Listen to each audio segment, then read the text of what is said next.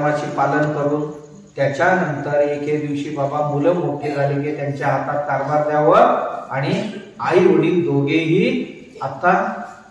वानप्रस्थासाठी निघून जाऊ। वानप्रस्थ म्हणजे आयुष्यभरात जे काय आम्ही संग्रह केलेले ज्ञान आणि ते दुसऱ्यांना देण्यासाठी आणि दुसरा आता आध्यात्मिक संसार खूप झाला, आता थोडासा आपण देवा धर्माची आता साधना करू यासाठी वनाकडे किंवा मठाकडे आश्रमाकडे त्यांनी प्रस्थान करणं। आली तर बायकोला घेऊन जाणं, ती म्हटली नाही मला नातवंड्यामध्ये रामायला बरं वाटतंय म्हटली तर तिला ठेवावं, नवऱ्याला मात्र कंपल्सरी तू जायचं।